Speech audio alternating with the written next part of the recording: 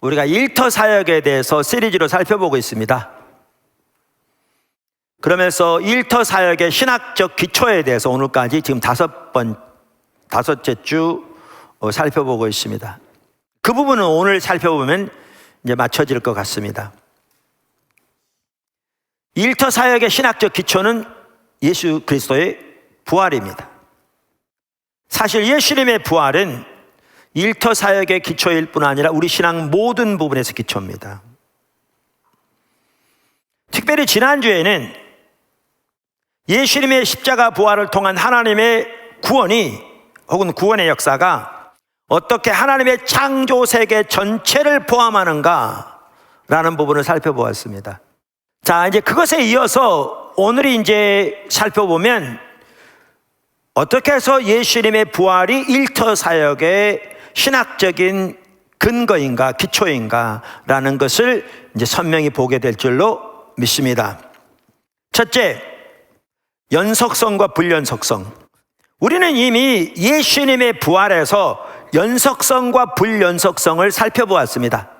그러니까 연속성이란 말은 예수님이 돌아가시기 전에 입고 계셨던 몸, 그렇게 표현한다면 몸과 예수님이 부활하신 몸, 그 사이에 어떤 부분은 계속되는 부분이 있다 그 말입니다. 이게 연속성이고, 또 다른 부분은 예수님이 돌아가시기 전에 입고 계셨던 몸과 예수님이 부활하신 몸은 근본적으로 다르다.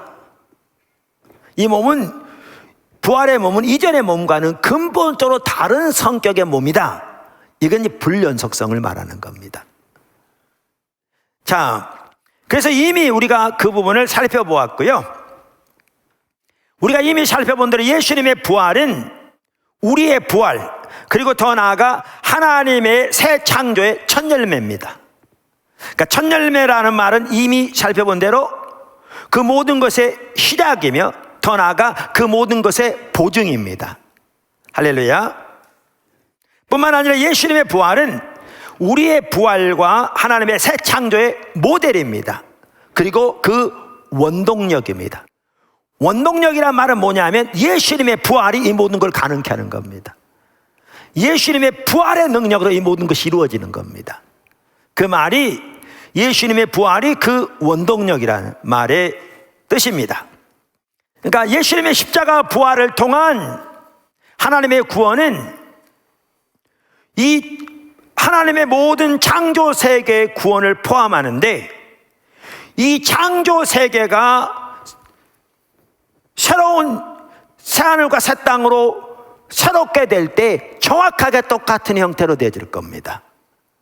그러니까 여기에 불연속성과 연속성이 있게 될 겁니다. 그럼 성경 어디에 그 말이 나오느냐? 제가 오늘 몇 구절을 볼 겁니다. 그 중에 대표적인 한 구절은 고린도전서 3장입니다. 고린도전서 3장. 오늘 여러분 성경을 잘 읽어보십시오. 3장 12절. 만일 누구든지 금이나 은이나 보석이나 나무나 풀이나 지프로 이 터 위에 세우면 각 사람의 공적이 나타날 터인데 그날이 공적을 밝히리니 이는 불로 나타내고 그 불이 각 사람의 공적이 어떠한 것을 시험할 것임이라. 만일 누구든지 그 위에 세운 공적이 그대로 있으면 상을 받고 누구든지 그 공적이 불타면 해를 받으리니 그러나 자신은 구원을 받되 불 가운데서 받은 것 같으리라. 여러분, 이 구절은요 말세 심판의 날에 대해서 말하는 구절입니다. 그러면서 이 땅에서 우리가 살면서 하는 일을 하나님이 그날에 불로 심판하실 것이라, 그 구절인 거죠. 근데 여기에 보시면 비유를 뭘로 드느냐 하면 큰 건물에 불이 난 것으로 비유를 듭니다. 그래서 큰 건물에 불이 나서 어떤 부분은 완전히 타서 잿더미로 변하고 어떤 부분들은 견고하게 남아있는 그런 이미지를 통해서 지금 사도 바울이, 하나님께서 사도 바울을 통해서 무엇을 보이고 계시냐면 현세와 내세 사이의 연속성 및 불연속성에 관해서 생생하게 보여지고 있습니다. 생생하게 보여지고 있습니다. 톰 라이트 박사가 이 부분에 대해 잘 말하고 있는데요. 그분은 이렇게 말합니다. 분명히 이것은 데살로니가 후서 2장, 로마서 2장에서 바울이 묘사한 다른 위대한 심판 장면들과 꽤 비슷한 그림이다. 그러니까 그런 구절에도 심판이 나오는데 그와 비슷한 내용이다, 그 말입니다. 물론 전 세계적인 심판의 날이 장차 도래할 것이라는 관념은 로마서 14장 10절과 고린도후서 5장 10절과 같은 본문들을 통해서도 낯익은 관점이다. 이 말은 뭐냐면 이런 구절들에 보면 동일한 내용들을 더 볼 수 있다. 그래서 이게 낯설은 게 아니고 낯익은 관점이라 그 말입니다. 그러면서 이렇게 말합니다. 그러나 그 밖에 다른 어디에서도 우리는 불에 의한 심판의 순간을 지나서 현세에서 행한 일과 창조주 하나님이 만들고자 하는 새로운 세상 간의 연속성에 대한 이토록 강력한 인식을 보지 못한다. 그러니까 사도 바울을 통해 쓰여진 성경 여러 곳에서도 심판에 대한 비슷한 내용들이 있는데 그 어느 구절보다 이 구절에 보면 심판의 불을 통해서 우리가 이 땅에 사는 일과 하나님께서 새롭게 창조하실 그 창조 세계와의 연관성을 어느 구절보다 강하게 지금 제시하고 있다, 그 말인 거죠. 그러면서 잘 지어진 집들은 살아남게 될 것이라고 바울은 말한다. 달리 말하면 이 문맥을 보면 그런 내용이죠. 그러한 집들은 창조주가 의도하고 있는 장차 도래할 세상의 일부가 될 것이라고 말이다. 다시, 그러한 집들은 창조주가 의도하고 있는 장차 도래할 세상의 일부가 될 것이라고, 남아 일부가 될 것이라고 말하고 있다는 겁니다. 터를 놓는 것이건 집을 짓는 것이건 선하고 신실한 사도적 사역은 살아남게 될 것이다. 이게 지금 그거에 대해 말하고 있거든요. 너무나 놀라운 일입니다. 이러한 구절들을 볼 수 있고요. 또 한 구절만 간단히 말씀드리면 요한계시록 21장 5절에 보면 새하늘과 새 땅에 대해서 하나님께서 말씀하시면서 하나님이 만물을 새롭게 한다고 하셨어요. 보좌에 앉으시니가 이르시되 내가 만물을 새롭게 하노라. 제가 이 구절도 좀 더 이렇게 학자들과도 얘기도 나누고 또 조언도 받고 하기 위해서 조영모 교수님하고도 한번 통화를 했어요.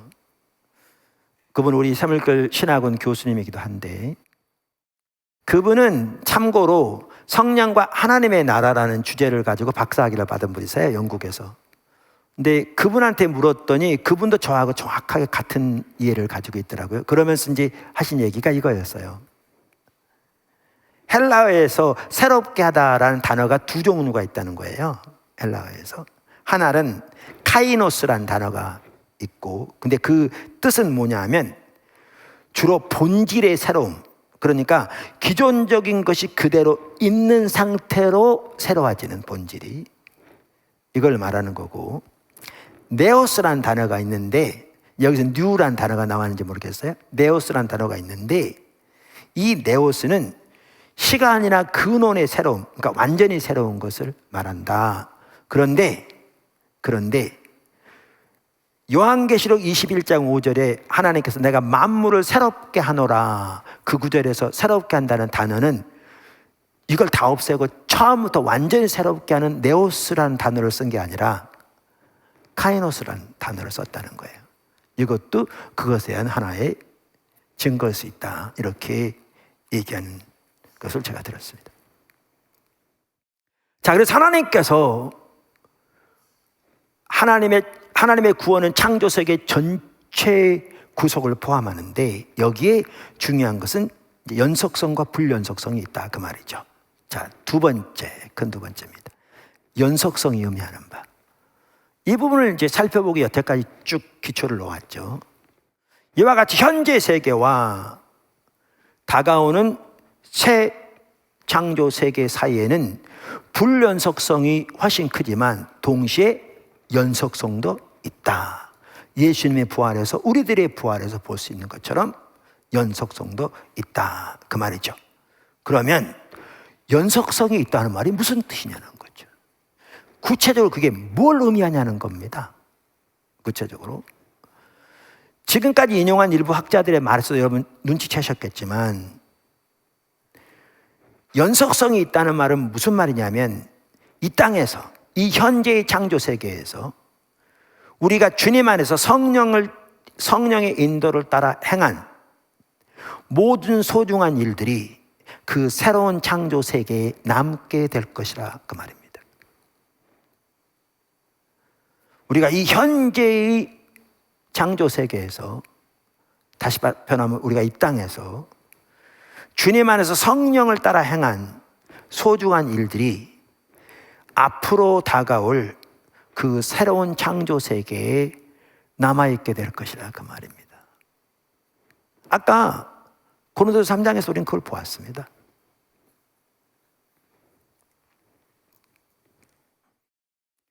그 일터 사역에 대해서 아주 또 좋은 책 중에 하나가 폴 스티븐스 박사의 일터 신학이라는 책입니다. 그 책에서 폴 스티븐스 박사가 아까 제가 말씀드린 대로 그 고린도전서 3장이 있었잖아요.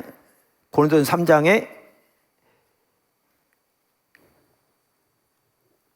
그 불로 세상을 심판하실 것에 대한 이 구절, 그리고 이어서 고린도서 13장 13절 그 구절을 토대해서 이렇게 말합니다. 참고로 고린도서 13장 13절이 뭐냐면요, 여러분 잘 아시는 그런즉 믿음, 소망, 사랑, 이 세 가지는 항상 있을 것인데 그 중에 제일은 사랑이니라, 이 구절입니다.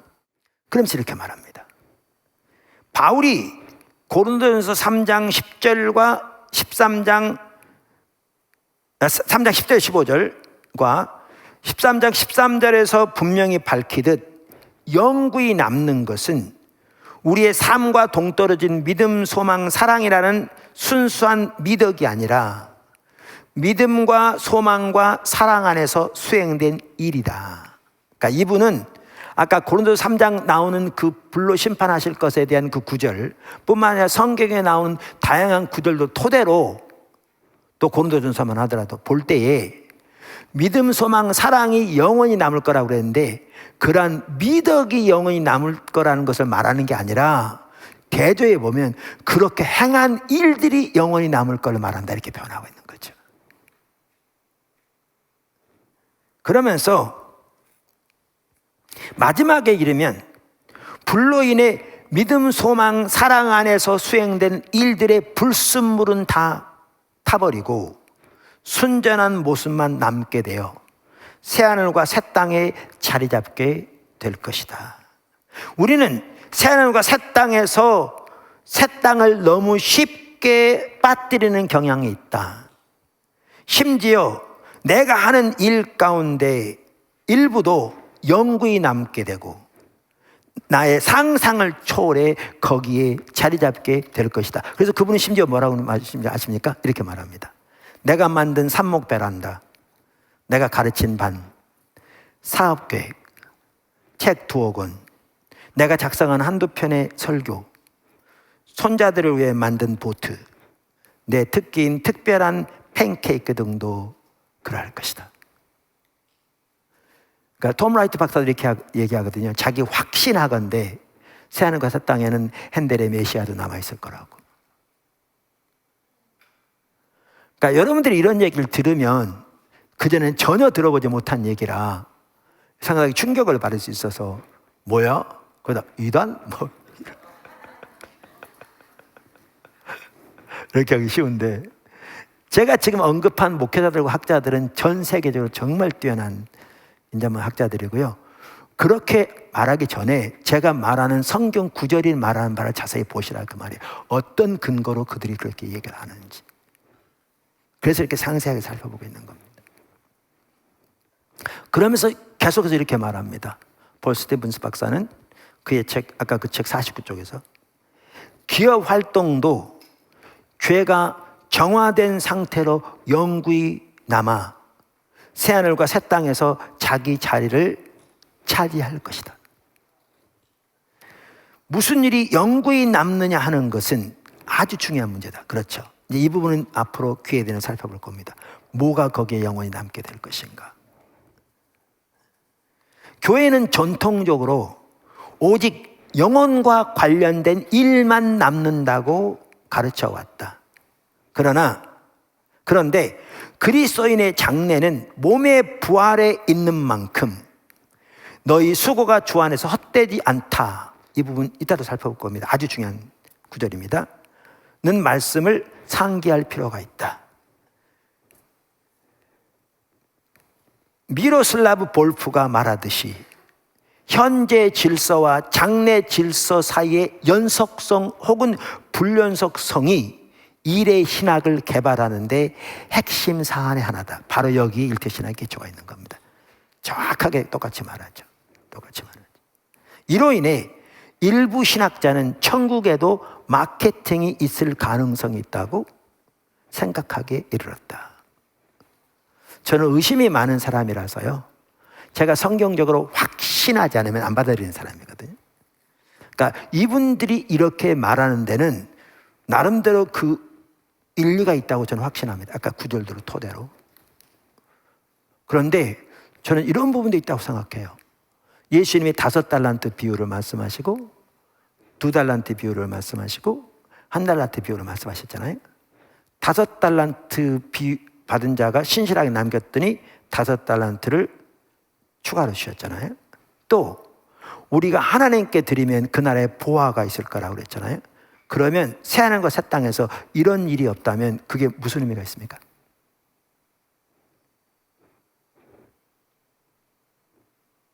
새하늘과 새 땅이, 이건 저는 이제 신학교 다닐 때부터 이건 아닌 건 알고 있었는데 그저 영혼이 떠다니는 게 아니거든요. 그건 주님이 오시기 전에 중간 상태가 그렇게 있을 수는 있는데요. 그때도 의식이 있고 주님과 함께 있고. 근데 궁극적인 것은 예수님이 재림과 함께 부활을 통해 새하늘과 새 땅, 거기서 우리 영원히 살게 될 것이거든요. 그래서 아까 말한 그 주님이 약속하신 그 모든 것들이 그저 영으로 살면서 시간의 개념이 없는 곳에 그저 영원히 사는 거라면 그 하나하나의 의미가 무슨 의미가 있겠냐고요. 성경은 복음 전도와 관계없는 일이라도 그 일부는 영구히 남아 새하늘과 새 땅에 귀하게 될 것이라고 말하면서 10가지 성경적인 근거를 제시합니다. 그분은 10가지. 근데 10가지 성경적인 근거를 제시하는 중에 그가 말한 2구절이 어디냐면, 하나는 요한계시록 21장 24절이고요. 다른 한 구절은 요한계시록 21장 26절입니다. 자, 읽어보겠습니다. 24절. 만국이 그 빛 가운데로 다니고 땅의 왕들이 자기 영광을 가지고 그리로 들어가리라. 26절. 사람들이 만국의 영광과 존귀를 가지고 그리로 들어가겠고. 지금 요한계시록 21장이 새하늘과 새 땅에 대해서 말하는 구절이거든요. 그러니까 여기에 보면 만국의 사람들이, 그 다음에 왕들이 그리로 들어간다는 말은 새하늘과 새 땅 사이에 사람이 들어갈 걸 말합니다. 자, 그런데 우리는 여기서 뭘 볼 수가 있느냐 하면 이 구절이요, 새하늘과 새 땅에 대해서 예언하고 있는 이사야서 60장 11절에 대한 성취인 걸 볼 수 있습니다. 그러니까 이사야서 60장에 보면 새하늘과 새 땅에 대한 예언이 나오는데, 지난주에도 창조 세계를 새롭게 하시는 하나님의 계획은 구약부터 예언되어 있다고 살펴봤잖아요. 근데 이사야서 60장에 보면 새하늘과 새 땅에 대한 예언이 나오는데 11절에 이렇게 말하고 있습니다. 보시면, 내 성문이 항상 열려 주야로 닫히지 아니하리니 이는 사람들이 내게로 이방 나라들의 재물을 가져오며 그들의 왕들을 포로로 이끌어 옴이라. 그러니까 구약에서는 하나님 나라를 바라볼 때 이스라엘의 원수를 멸망시키실 하나님의 계획, 그 부분이 같이 있거든요. 예수님이 오셔서 그 원수는 단순히 이스라엘을 압제하는 로마가 아니라 근본적으로 인류의 배후에 있는 원수, 죄와 사탄 등을 말하는 것을 이렇게 말씀하고 계시죠. 그리고 하나님이 예수 그리스도 안에서 유대인과 이방인을 합하여 한 새 백성을 만드신 거잖아요, 교회. 자, 그런데 이 예언이 지금 요한계시록 21장 24절 26절에 성취된 걸 볼 수 있어요. 근데 여기서는 왕들이 자발적으로 하나님께 나오는 거죠. 열방의 민족들이 하나님께 나오는 거죠. 당연히 이들은 예수 믿는 사람들이겠죠. 새하늘과 새 땅에 들어가는 사람들이니까. 근데 여기서 중요한 부분이 나옵니다. 이들이 새하늘과 새 땅에 들어가는데 뭘 가지고 들어간다고 그랬어요? 여기 보면 이 구절에 뭘 가지고 들어간다고 그랬냐면 자기 영광을 가지고 들어간다고 그랬고요. 그 다음에 만국이 사람들이 만국의 영광과 존귀를 가지고 들어간다는 이렇게 돼 있어요. 거기에 보면 그 새하늘과 새 땅에 이걸 두고 팀 켈러 목사님은요 이 구절을 토대해서 이렇게 얘기하면서 잘 표현하고 있습니다. 제가 읽어볼게요. 각 나라의 독특한 문화유산과 찬란한 영광이 새로운 창조 세계 속에 영입된다는 뜻이다. 할렐루야. 정확하게 그렇습니다.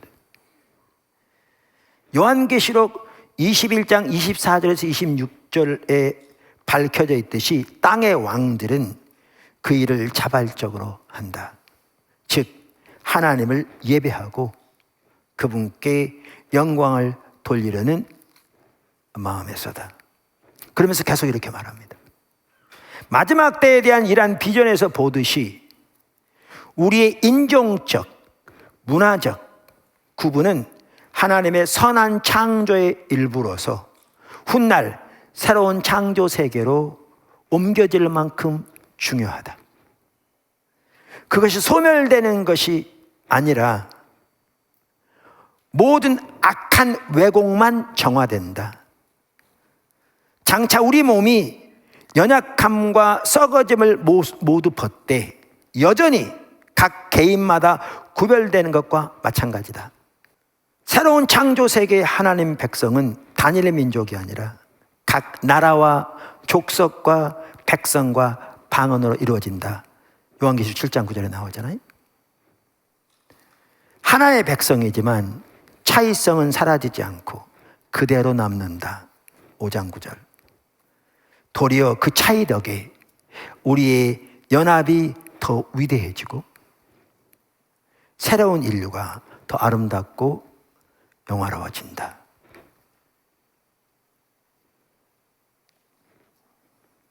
여러분 이제 앞으로 이게 살펴보겠지만 이게 왜 중요하냐면요. 그 나라가 이미 임했거든요. 시작됐거든요. 우리는 한편으로는 조금 더 나누게 그 나라를 건설해 가거든요. 그러면 그 나라에서는 인종차별이 더 이상 존재하지 않을 겁니다. 여러분이 식당에 가는데 거기서 서빙하는 베트남 국적의 사람을 보고 마음속에 우월감과 왜곡된 이해를 가졌다면 그거 당장 고치셔야 합니다. 그 나라엔 더 이상 통하지 않을 겁니다. 그리고 여러분이 부활할 겁니다.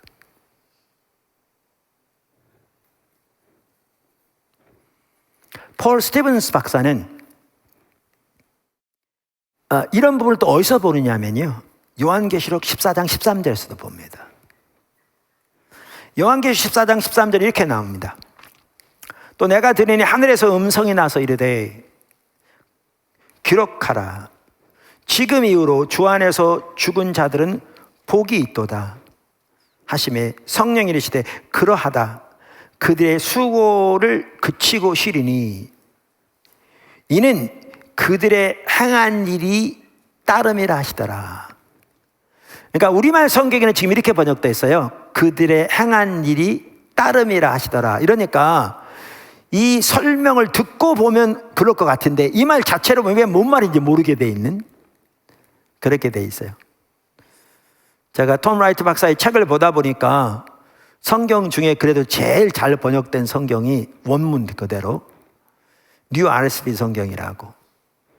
그러니까 새 개역 성경인 거죠. 우리말로 직역하면 개역 개정 한글하고는 전혀 또 달라서. 네. 그래서 제가 그 뉴 RSV를 보니까 이 구절 어떻게 번역했냐면 이렇게 번역했어요. 그 마지막 부분에 성령이 말씀하시기를 그들의 수고로부터 쉬리라. 그러니까 수고가 그치고 쉬리라. 그 다음에 뭐라고 되어 있냐면 For their deeds follow them 이렇게 되어 있어요. 다시 말하면 그 새하는 그 새 땅에서 수고를 그치고 쉴 텐데 뭐가 그들을 따를 거라고 되어 있냐면요, 그들의 일이 따라갈 거라 이렇게 되어 있어요. 새하는 그 새 땅에 그들의 일이 따라갈 거라 이렇게 되어 있다니까. 아까 그 말이에요. 번역이 저렇게 됐으니까 뭔 말인지 안 보이는. 그들의 일이 따라갈 거라. 그러면서 아까 말한 폴 스티븐스 박사는 요 구절을 토대로 이렇게 말합니다. 그리스도인의 행위가 그들을 따라다닐 것이라고. 즉 그들의 일이 그들의 삶에 지울 수 없는 도장, 아예 찍혀버린 것처럼 지울 수 없는 도장으로 찍힐 것이라는 사실을 시사한다. 그만큼 이 땅에서 우리의 일이 중요합니다. 시사한다.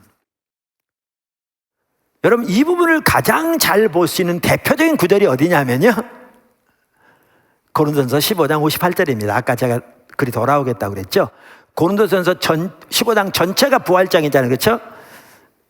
예수님 부활을 토대로 우리가 부활할 걸 쭉 설명한 다음에 사도 바울이 마지막으로 이렇게 우리가 부활할 것이기 때문에, 이 승리가 우리 앞에 놓여 있기 때문에 이렇게 죽음이 사망을 당하게 될 것이고 우리가 영원한 부활의 몸을 영광을 입게 될 것이기 때문에 너희는 이렇게 살아라, 그렇게 권면한 구절이 마지막 절입니다.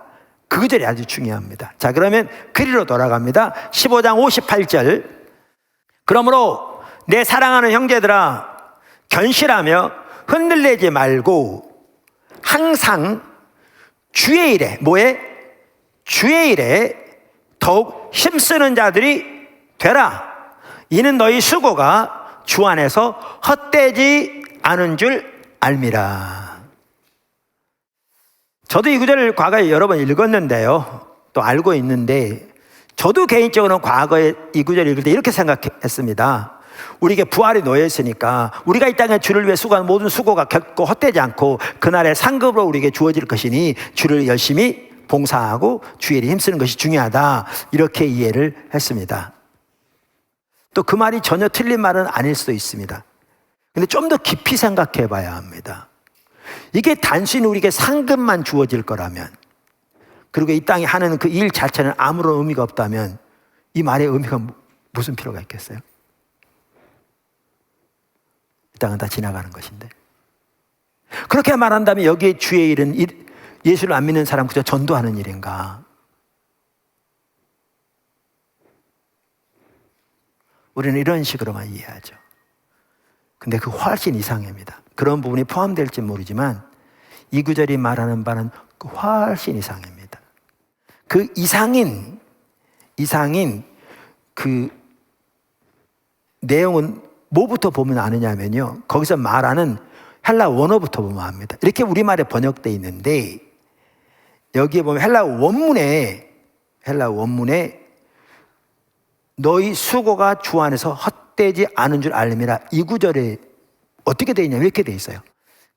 제가 우리나라에서 성서공회가 있잖아요. 그런 것처럼 미국에도 성서공회 있다 여러 번 나눴죠. 보니까 유나이티드 바이블 소사이티가 있고요, 아메리칸 바이블 소사이티가 있더라고요.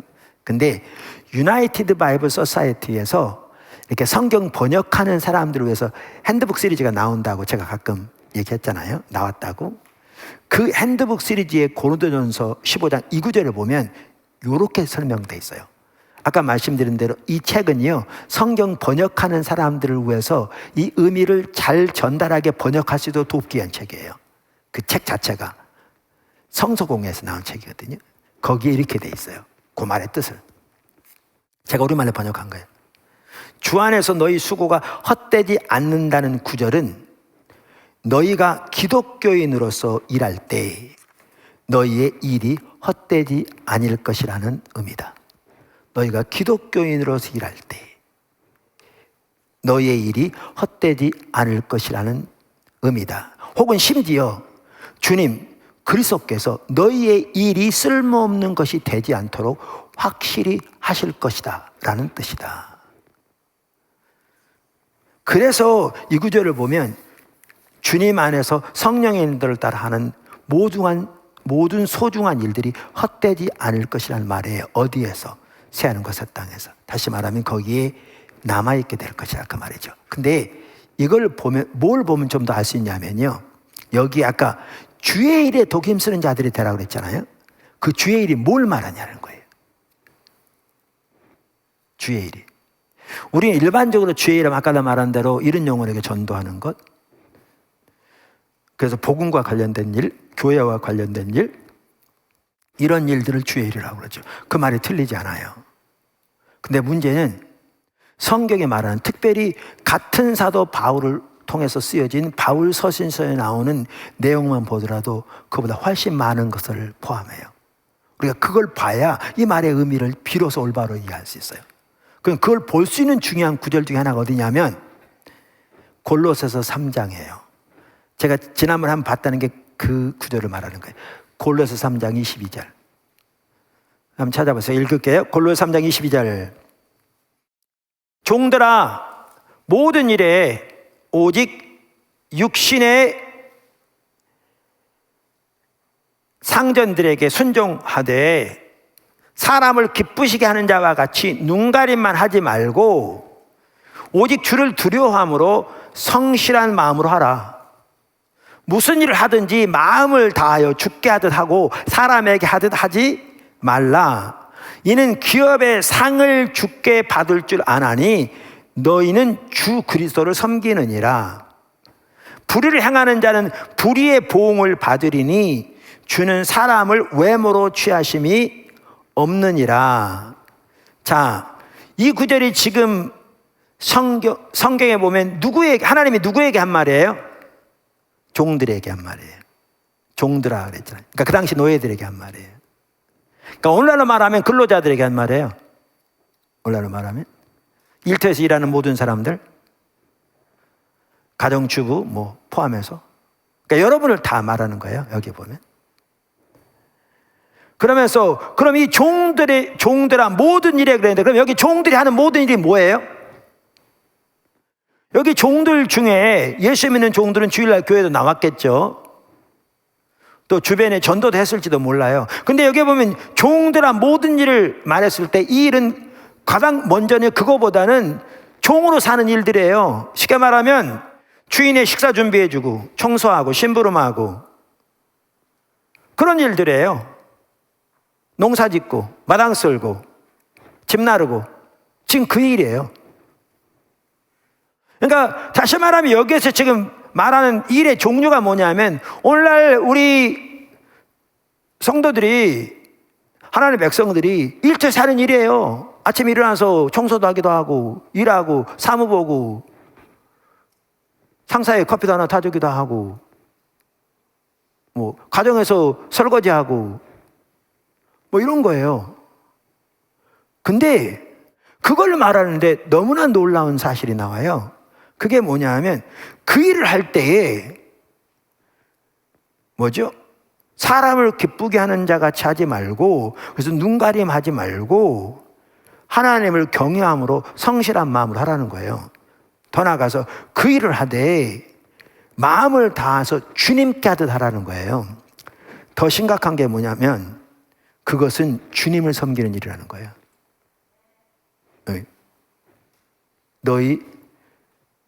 너희는 주 그리스도를 섬기는 일이라. 주님을 섬기는 일이라는 거예요. 더 나아가서 뭐라고 그러냐면 이 일에 따라 상급도 받게 될 것이고 이 일에 따라 그날 심판을 받게 될 거라고 말해요.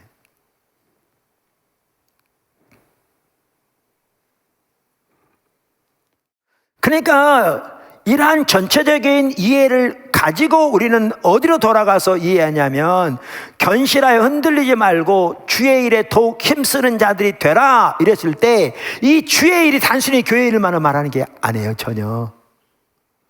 이 주의 일이 단순히 전도하는 일만을 말하는 게 아니에요. 이 주의 일이 단순히 우리가 말하는 종교적인 것과 관련된 일을 말하는 게 아니에요. 이 일이 우리가 일터에서 가정에 사는 모든 일을 말하는 거예요. 그러면서 그것이 헛되지 않을 거라는 거예요. 아까 여기 상급도 심지어 심판도 얘기하고 있잖아요. 이게 일터사역의 기초예요. 자, 세 번째, 우리의 소명.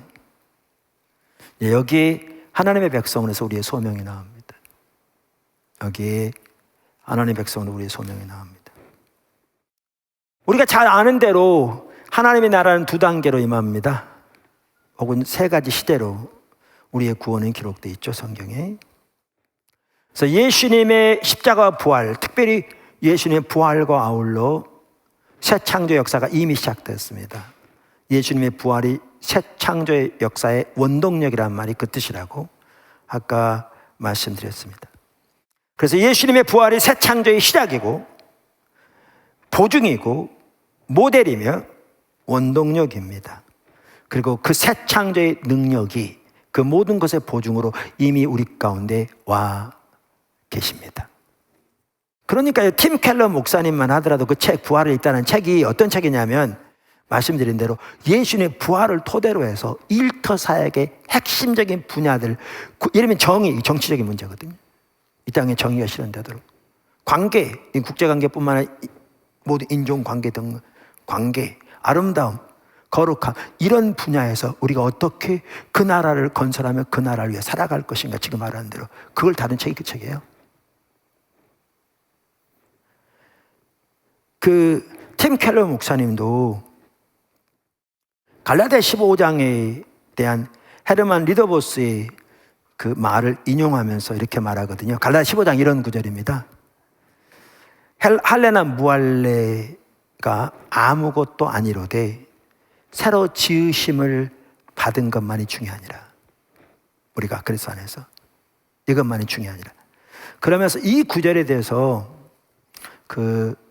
아까 말한 헤르만 리더버스는 이렇게 말합니다. 이 새 것은 그리스도 안에서 그분을 통해 주어진 모든 것을 포괄한다.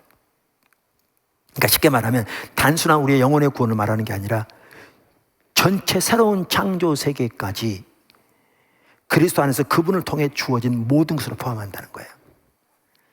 바로 하나님 나라의 실제다. 이 새 것은 종말론적 미래만이 아니라 그리스도를 통해 이미 현재가 되어 있는 인간 안에 와 있다. 새로운 창조 세계는 우선 선물이지만 그래서 하나님의 은혜로 주어진 거기에 과제도 따라온다. 그래서 사도 바울이 과제가 있기 때문에 이것만이 중요하다고 강조했다는 거예요. 그러면서 팀 켈러 목사도 이렇게 얘기합니다. 새로운 창조 세계는 그리스도의 부활에 힘입어 현재가 되었다. 그러나 리더보스의 말처럼 과제도 따라온다. 우리는 그분의 부활과 미래의 세계에 합당하게 살아가야 한다. 더 나아가 그 나라의 건설을 위해 살아가야 합니다. 그러니까 여기 이제 잠깐만 언급하고 넘어가면, 그러니까 이 말은 우리의 노력과 우리의 힘으로 하나님 나라를 건설해 간단 말이 아닙니다. 하나님 나라는 하나님의 능력으로 건설합니다. 그래서 새하늘과 새 땅만 하더라도 예수님이 이 땅에 다시 오실 때 하나님이 전적으로 하나님의 능력으로 그 일을 이루실 것입니다. 하나님께서 우리 포도나무교를 어떻게 정말 성경에서 말하는 가장 핵심적인 길로 인도하고 계신가? 이렇게 철저하게 십자가 복음의 토대에서 우리는 대의임령과 문화명령의 조화를 이루어야 되거든요, 정확하게. 그래서 전교인 관계중심전도의 생활화와 전교인 선교사와 일터사역이 조화를 이루는, 그러는 가운데 하나님께서 오는 세대들과 세계를 예수님께로 인도하시는 구체적인 사역에 힘을 다해 동참하면서 그렇게 포도나무교회 전체가 나가는 이것이 너무너무 중요하고, 저는 이것이 코로나 시대에 더욱더 하나님께서 전 세계적으로 외치고 계신 하나님의 강력한 음성이라고 확신하고요. 저는 더 나아가 이렇게 교회들이 세워지고 거기에 하나님의 강력한 성령이 부어질 때 이게 엄청난 하나님의 부흥으로 이 땅에 임할 것임이 선명히 보여집니다. 우리 모두가 그 자리에 다 설 수 있기를 바랍니다. 정말 중요합니다. 그래서 제가 어제 그제 매일 예배 배움 시간에도 그 부분을 나눴습니다. 꼭 못 잊지 말고 들으셨으면 좋겠습니다. 정말 하나님께서 이 가슴 벅찬 일들 하고 계셔서 너무 감사. 여러분에게 선명히 하나님의 길이 보여지고 그거 정리되어지고 순종해 가면서 하나님의 어마어마하고 위대한 역사들이 우리 포도나무교회 모든 지체 한 사람 한 사람 통해서 교회 전체를 통해서 이 땅과 열방 가운데서 정말 놀라웠게 이루어지기를 예수님을 축원합니다.